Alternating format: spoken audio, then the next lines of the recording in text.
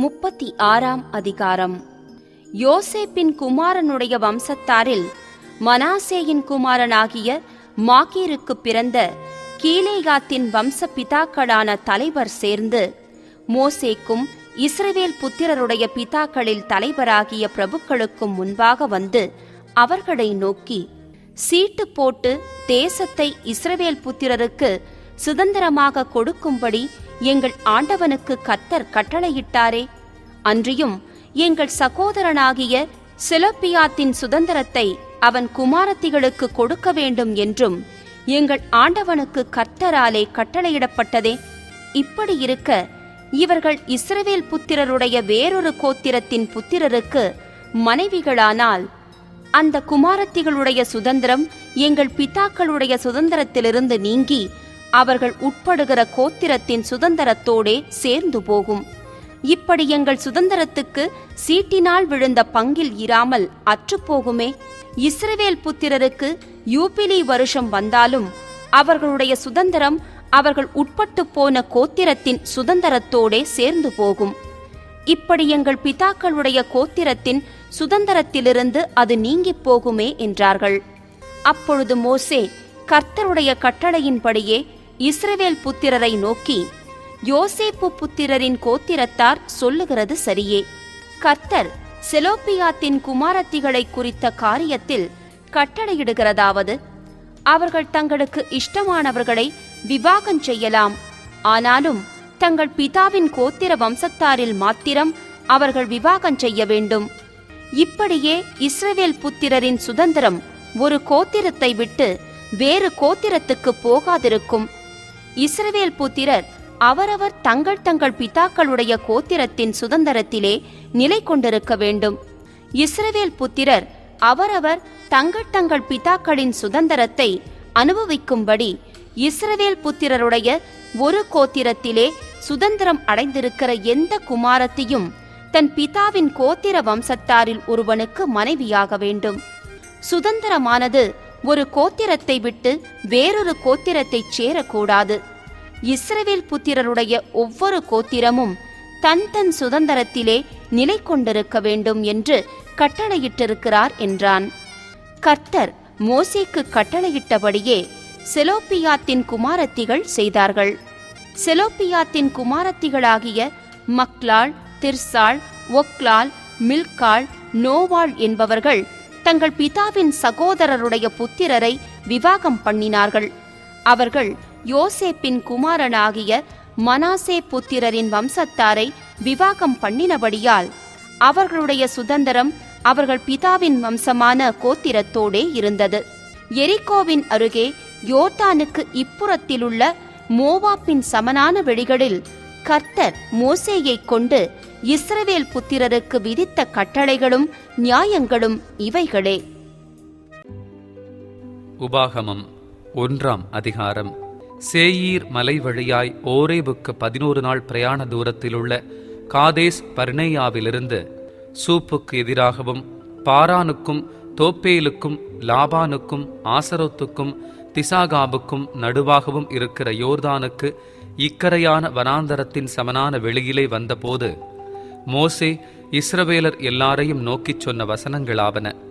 எஸ்போனில் குடியிருந்த எமோரியரின் ராஜாவாகிய சீகோனையும் எத்ரேயின் அருகே அஸ்தரோத்தில் குடியிருந்த பாசானின் ராஜாவாகிய ஓக் என்பவனையும் மோசே முறிய அடித்த பின்பு 40ஆம் வருஷம் 11ஆம் மாதம் முதல் தேதியிலே மோசே இஸ்ரவேல் புத்திரருக்கு சொல்லும்படி தனக்கு கர்த்தர் விதித்த யாவையும் அவர்களுக்கு சொன்னான்.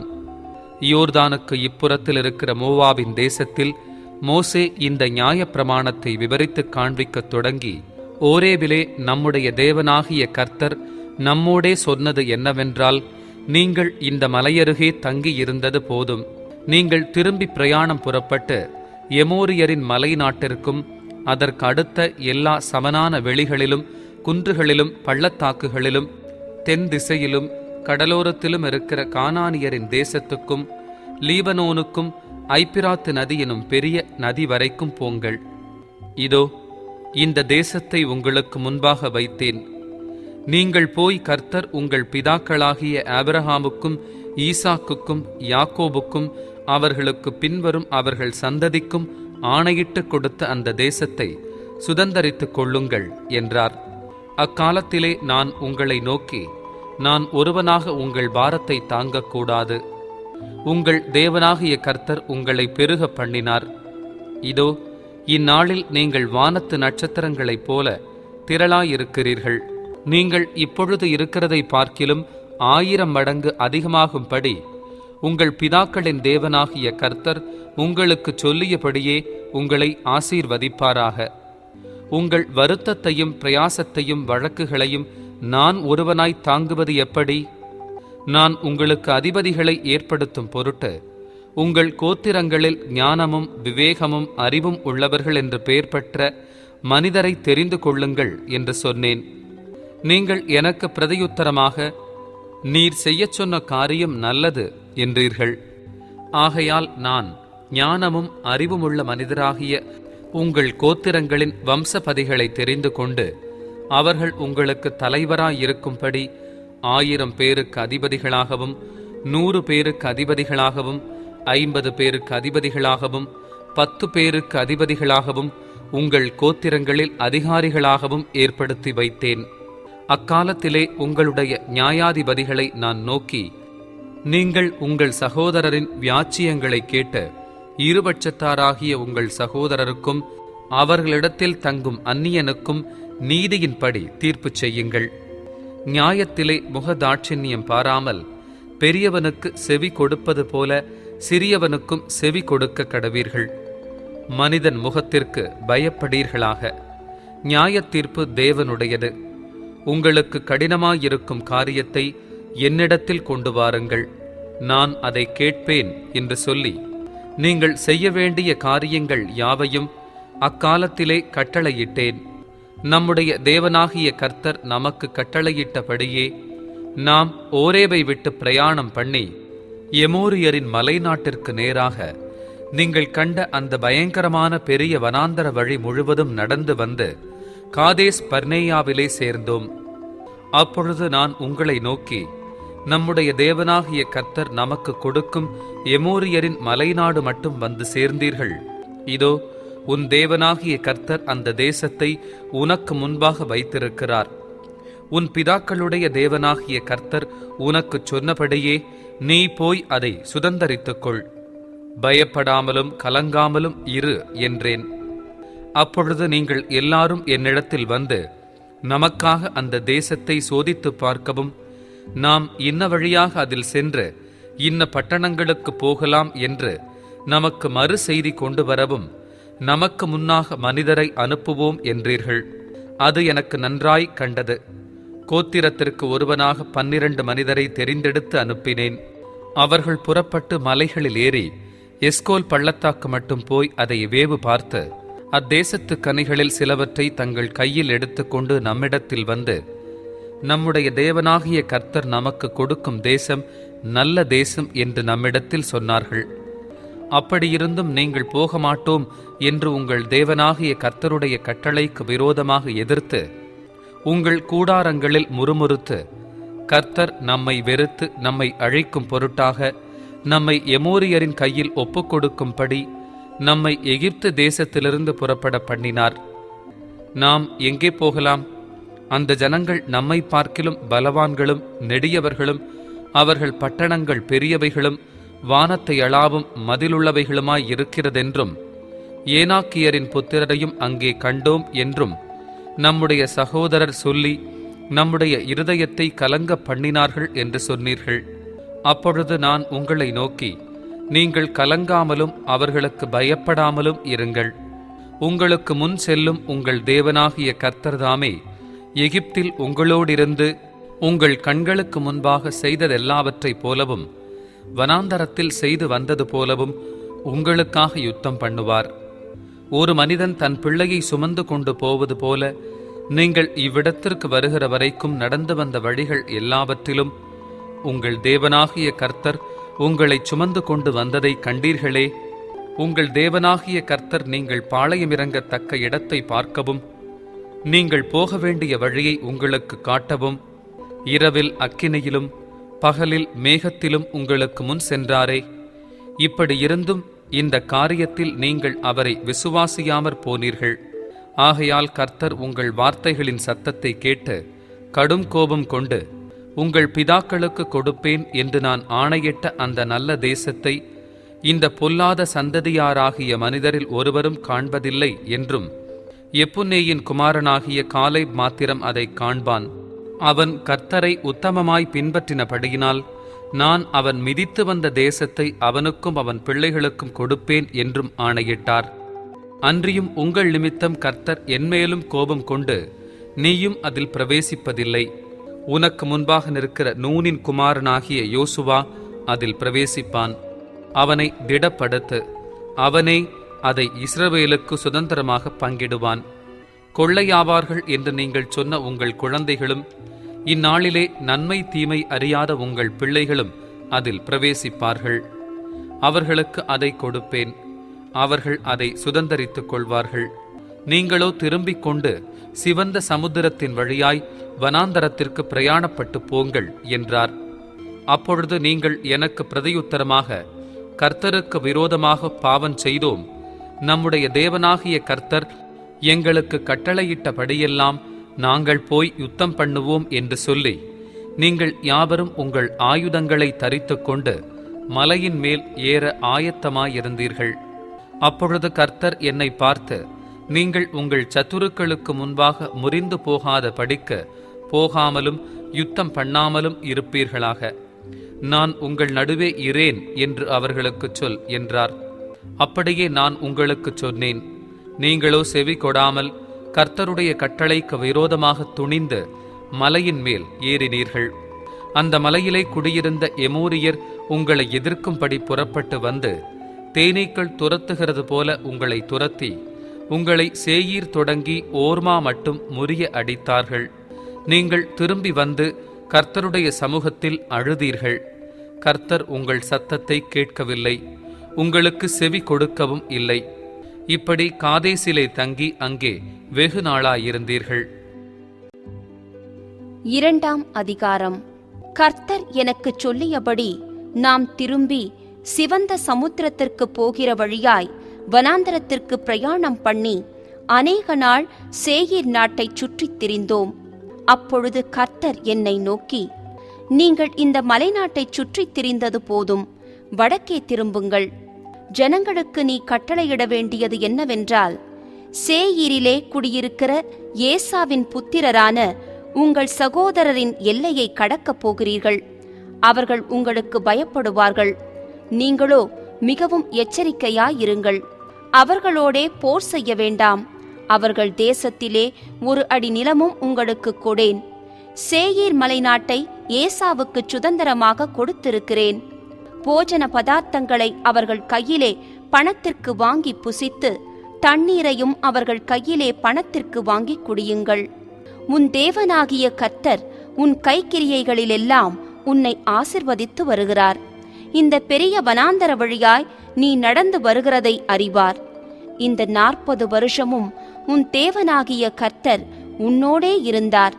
உனக்கு ஒன்றும் குறைவுபடவில்லை என்று சொல் என்றார். அப்படியே நாம் சேயீரிலே குடியிருக்கிற நம்முடைய சகோதரராகிய ஏசாவின் புத்திரரை விட்டு புறப்பட்டு அந்தரவெளி வழியாய் ஏலாத் மேலும் எசியோன் கேபேர் மேலும் போய் திரும்பிக் கொண்டு மோவாப் வனாந்தர வழியாய் வந்தோம். அப்பொழுது கர்த்தர் என்னை நோக்கி, நீ மோவாப்பை வருத்தப்படுத்தாமலும் அவர்களோடே போர் செய்யாமலும் இரு. அவர்கள் தேசத்தில் உனக்கு ஒன்றும் சுதந்திரமாக கொடேன். ஆர் என்னும் பட்டணத்தின் சீமையை லோத் புத்திரருக்கு சுதந்திரமாக கொடுத்தேன். திரளானவர்களும் ஏனாக்கியரைப் போல நெடியவர்களுமான பலத்த ஜனங்களாகிய ஏமியர் அதில் முன்னே குடியிருந்தார்கள். அவர்களும் ஏனாக்கியரை ஒத்த ராட்சதர் என்று எண்ணப்பட்டார்கள். மோவாப்பியரோ அவர்களை ஏமியர் என்று சொல்லுகிறார்கள். ஓரியரும் சேயீரில் முன்னே குடியிருந்தார்கள். கர்த்தர் தங்களுக்கு சுதந்திரமாக கொடுத்த தேசத்தாரை இஸ்ரவேல் துரத்தினது போல ஏசாவின் புத்திரர் அந்த ஓரியரை துரத்தி அவர்களை தங்கள் முகத்திற்கு முன்பாக அழித்து அவர்கள் இருந்த ஸ்தானத்தில் குடியேறினார்கள். நீங்கள் எழுந்து சேரேத் ஆற்றை கடந்து போங்கள் என்று சொன்னார். அப்படியே சேரேத் ஆற்றை கடந்தோம். யுத்த மனிதரான அந்த சந்ததியெல்லாம் கர்த்தர் தங்களுக்கு ஆணையிட்டபடியே பாளையத்தின் நடுவிலிருந்து மாண்டு போக, நாம் காதேஸ் பர்னேயாவை விட்டு புறப்பட்டது முதற்கொண்டு சேரேத் ஆற்றை கடக்கும் மட்டும் சென்ற காலம் 38 வருஷமாயிற்று. அவர்கள் பாளையத்தின் நடுவிலிருந்து மாண்டு ஒழியும் மட்டும் கர்த்தரின் கை அவர்களை நிர்மூலமாக்கும்படிக்கு அவர்களுக்கு விரோதமாயிருந்தது. யுத்த மனிதர் எல்லாரும் ஜனத்தின் நடுவிலிருந்து செத்து தீர்ந்த பின்பு கர்த்தர் என்னை நோக்கி, நீ ஆர்ப்பட்டணம் இருக்கிற மோவாபின் எல்லையை இன்றைக்கு கடந்து அம்மோன் புத்திரருக்கு எதிராகச் சேரப்போகிறாய். நீ அவர்களை வருத்தப்படுத்தவும் அவர்களோடே போர் செய்யவும் வேண்டாம். அம்மோன் புத்திரரின் தேசத்தில் ஒன்றும் உனக்கு சுதந்திரமாக கொடேன். அதை லோத் புத்திரருக்கு சுதந்திரமாக கொடுத்திருக்கிறேன். அதுவும் ராட்சதருடைய தேசமாக எண்ணப்பட்டது. முற்காலத்தில் ராட்சதர் அதிலே குடியிருந்தார்கள். அம்மோனியர் அவர்களை சம்சூமியர் என்று சொல்லுகிறார்கள். அவர்கள் திரளானவர்களும் ஏனாக்கியரைப் போல நெடியவர்களுமான பலத்த ஜனங்களாயிருந்தார்கள். கர்த்தரோ சேயீரில் குடியிருந்த ஏசாவின் புத்திரருக்கு முன்பாக ஓரியரை அழிக்க அவர்கள் அந்த ஜனங்களை துரத்திவிட்டு அவர்கள் இருந்த ஸ்தானத்தில் இந்நாள் வரைக்கும் குடியிருக்கிறது போலவும், கப்தோரிலிருந்து புறப்பட்ட கப்தோரியர் ஆசேரீம் தொடங்கி ஆசா மட்டும் குடியிருந்த ஆவியரை அழித்து அவர்கள் இருந்த ஸ்தானத்திலே குடியேறினது போலவும், கர்த்தர் அவர்களை இவர்களுக்கு முன்பாக அழிய பண்ண இவர்கள் அவர்களை துரத்திவிட்டு அவர்கள் இருந்த ஸ்தானத்திலே குடியேறினார்கள். நீங்கள் எழுந்து பிரயாணம் பண்ணி அர்னோன் ஆற்றை கடந்து போங்கள். எஸ்போனின் ராஜாவாகிய சீகோன் என்னும் எமோரியனையும் அவன் தேசத்தையும் உன் கையிலே ஒப்புக் கொடுத்தேன். இது முதல் அதை சுதந்தரித்துக் கொள்ளும்படி அவனோடே யுத்தஞ்செய். வானத்தின் கீழ் எங்குமுள்ள ஜனங்கள் உன்னாலே திகிலும் பயமும் அடையும்படி செய்ய இன்று நான் தொடங்குவேன். அவர்கள் உன் கீர்த்தியை கேட்டு உன் நிமித்தம் நடுங்கி வேதனைப்படுவார்கள் என்றார். அப்பொழுது நான் கெதேமோத் வனாந்தரத்திலிருந்து எஸ்போனின் ராஜாவாகிய சீகோனிடத்தில் சமாதான வார்த்தைகளை சொல்லும்படி ஸ்தானாபதிகளை அனுப்பி, நான் உம்முடைய தேசத்தை கடந்து போகும்படி உத்தரவு கொடும். வலதுபுறம் இடதுபுறம் சாயாமல் பெரும் பாதை வழியாய் நடப்பேன். சேயீரில் குடியிருக்கிற ஏசாவின் புத்திரரும் ஆர்ப்பட்டணத்தில் குடியிருக்கிற மோவாபியரும் எனக்குச் செய்தது போல நீரும் நான் யோர்தானை கடந்து எங்கள் தேவனாகிய கர்த்தர் எங்களுக்கு கொடுக்கிற தேசத்தில் சேரும் மட்டும் எனக்கு புசிக்க ஆகாரத்தையும் குடிக்க தண்ணீரையும் கிரயத்துக்குத் தாரும். நான் கால்நடையாய் கடந்து போக மாத்திரம் உத்தரவு கொடும் என்று சொல்லி அனுப்பினேன். ஆனாலும் தன் தேசத்தை கடந்து போகும்படி எஸ்போனின் ராஜாவாகிய சீகோன் நமக்கு உத்தரவு கொடுக்கவில்லை. இந்நாளில் இருக்கிறது போல உன் தேவனாகிய கர்த்தர் அவனை உன் கையில் ஒப்புக் கொடுக்கும்படி அவன் மனதை கடினப்படுத்தி அவன் இருதயத்தை உரங்கொள்ள பண்ணியிருந்தார். அப்பொழுது கர்த்தர் என்னை நோக்கி, இதோ சீகோனையும் அவன் தேசத்தையும் உனக்கு ஒப்புக் கொடுக்கப் போகிறேன். இது முதல் அவன் தேசத்தை வசப்படுத்தி சுதந்தரித்துக் கொள் என்றார். சீகோன் தன்னுடைய எல்லா ஜனங்களோடும் கூட நம்மோட யுத்தம் பண்ண புறப்பட்டு யாக்காசிலே வந்தான். அவனை நம்முடைய தேவனாகிய கர்த்தர் நமக்கு ஒப்புக் கொடுத்தார். நாம் அவனையும் அவன் குமாரரையும் அவனுடைய சகல ஜனங்களையும் முறிய அடித்து அக்காலத்தில் அவன் பட்டணங்களையெல்லாம் பிடித்து சகல பட்டணங்களிலும் இருந்த ஸ்திரீ புருஷரையும் பிள்ளைகளையும் ஒருவரையும் மீதியாக வைக்காமல் சங்காரம் பண்ணினோம். மிருக ஜீவன்களையும் நாம் பிடித்த பட்டணங்களில் கொள்ளையடித்த பொருள்களையும் மாத்திரம் நமக்கென்று வைத்துக் கொண்டோம். அர்னோன் ஆற்றங்கரையில் இருக்கிற ஆரோவேரும் ஆற்றண்டையில் இருக்கிற பட்டணமும் தொடங்கி கீலேயாத் வரைக்கும் நமக்கு எதிர்த்து நிற்கத்தக்க அரணிப்பான பட்டணம் இருந்ததில்லை. எல்லாவற்றையும் நம்முடைய தேவனாகிய கர்த்தர் நமக்கு ஒப்புக் கொடுத்தார்.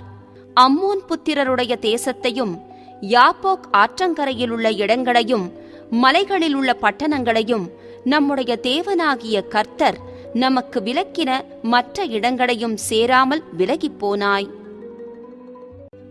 3ஆம் அதிகாரம். பின்பு நாம் திரும்பி பாசானுக்கு போகிற வழியாய் போனோம். பாசானின் ராஜாவாகிய ஓக் தன்னுடைய சகல ஜனங்களோடும் நம்மோடே எதிர்த்து யுத்தம் பண்ணும்படி புறப்பட்டு எத்ரேயிக்கு வந்தான்.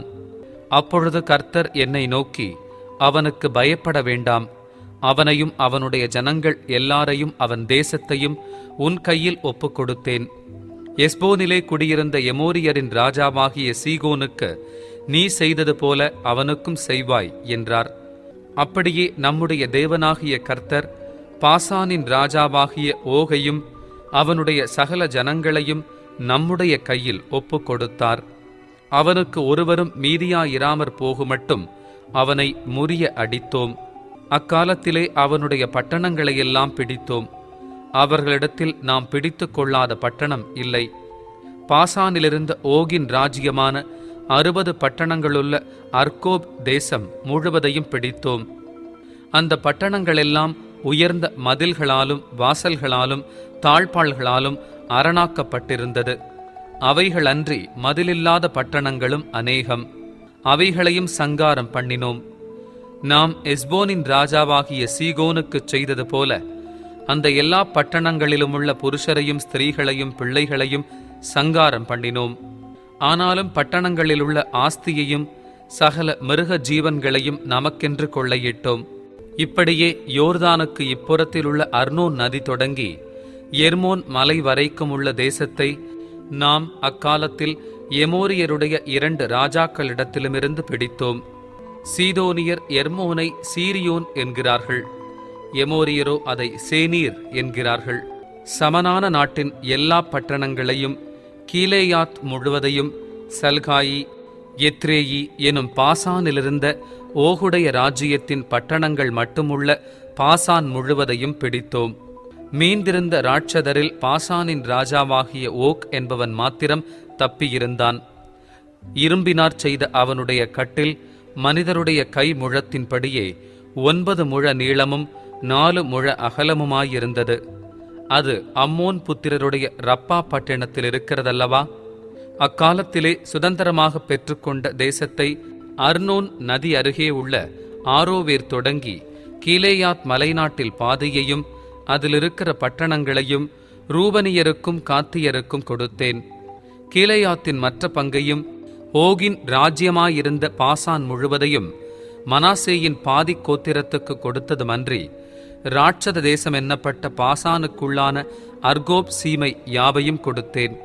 மனாசேயின் குமாரனாகிய யாவீர் அர்கோப் சீமை முழுவதையும் கேசூரியர் மாகாத்தியர் என்பவர்களுடைய எல்லை மட்டும் கட்டிக்கொண்டு அதற்கு தன் நாமத்தின்படியே பாசான் அவோத்யாயீர் என்று பெயரிட்டான்.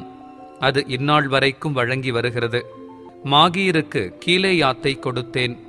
மேலும் கீலேயாத்து தொடங்கி அர்னோன் நதி ஓடுகிற பள்ளத்தாக்கும் கடையாந்தரமுமான அம்மோன் புத்திரரின் எல்லையாகிய யாப்போக்கு ஆறு மட்டும் இருக்கிற தேசத்தையும் கின்னரே தொடங்கி அஸ்தோத் பிஸ்காவுக்கு தாழ்வாய் கிழக்கே இருக்கிற உப்புக்கடலான சமனான வெளியின் கடல் மட்டும் யோர்தானின் எல்லைக்குள் அடங்கிய சமனான வெளியையும் ரூபனியருக்கும் காத்தியருக்கும் கொடுத்தேன். அக்காலத்திலே நான் உங்களை நோக்கி, உங்கள் தேவனாகிய கர்த்தர் உங்களுக்கு இந்த தேசத்தை சுதந்திரமாக கொடுத்தார். யுத்தம் செய்யத்தக்கவர்களாகிய நீங்கள் எல்லாரும் இஸ்ரவேல் புத்திரரான உங்கள் சகோதரருக்கு முன்னே ஆயுத பாணிகளாக நடந்து போங்கள். உங்கள் மனைவிகளும் உங்கள் பிள்ளைகளும் உங்கள் ஆடு மாடுகளும் மாத்திரம் நான் உங்களுக்கு கொடுத்த உங்கள் பட்டணங்களில் இருக்கட்டும். உங்களுக்கு திரளான ஆடு மாடுகள் உண்டென்று அறிவேன். ஆனாலும் கர்த்தர் உங்களை இளைப்பார பண்ணினது போல உங்கள் சகோதரரையும் இளைப்பார பண்ணி யோர்தானுக்கு அப்புறத்தில் உங்கள் தேவனாகிய கர்த்தர் கொடுக்கிற தேசத்தை சுதந்தரித்துக் கொள்ள மட்டும் நீங்கள் இருந்து பின்பு அவரவர் நான் உங்களுக்கு கொடுத்த உங்கள் சுதந்திரத்துக்கு திரும்புவீர்களாக என்றேன். அக்காலத்திலே நான் யோசுவாவை நோக்கி, உங்கள் தேவனாகிய கர்த்தர் அந்த 2 ராஜாக்களுக்கும் செய்தவைகளையெல்லாம் உன் கண்கள் கண்டது. நீ போய் சேரும் எல்லா ராஜ்யங்களுக்கும் கர்த்தர் அப்படியே செய்வார். அவர்களுக்கு பயப்படீர்களாக. உங்கள் தேவனாகிய கர்த்தர்தாமே உங்களுக்காக யுத்தம் பண்ணுவார் என்று சொன்னேன். அக்காலத்திலே நான் கர்த்தரை நோக்கி, கர்த்தராகிய ஆண்டவரே, நீர் உமது அடியேனுக்கு உமது மகத்துவத்தையும் உமது வல்லமையுள்ள கரத்தையும் காண்பிக்கத் தொடங்கினீர். வானத்திலும் பூமியிலும் உம்முடைய கிரியைகளுக்கும் உம்முடைய வல்லமைகளுக்கும் ஒப்பாக செய்யத்தக்க தேவன் யார்? நான் கடந்து போய் யோர்தானுக்கு அப்புறத்திலுள்ள அந்த நல்ல தேசத்தையும் அந்த நல்ல மலையையும் லீபனோனையும் பார்க்கும்படி உத்தரவு கொடுத்தருளும் என்று வேண்டிக் கொண்டேன். கர்த்தரோ உங்கள் நிமித்தம் என்மேல் கோபம் கொண்டு எனக்கு செவி கொடாமல் என்னை நோக்கி, போதும், இனி இந்த காரியத்தை குறித்து என்னோடே பேச வேண்டாம். நீ பிஸ்காவின் கொடுமுடியில் ஏறி உன் கண்களை மேற்கிலும் வடக்கிலும் தெற்கிலும் கிழக்கிலும் ஏறெடுத்து உன் கண்களினாலே அதை பார். இந்த யோர்தானை நீ கடந்து போவதில்லை. நீ யோசுவாவுக்கு கட்டளை கொடுத்து அவனை திடப்படுத்தி பலப்படுத்து. அவன் இந்த ஜனங்களுக்கு முன்பாக கடந்து போய் அவனே நீ காணும் தேசத்தை அவர்களுக்கு பங்கிட்டுக் கொடுப்பான் என்றார். பின்பு பெத்பெயோருக்கு எதிரான பள்ளத்தாக்கில் தங்கியிருந்தோம்.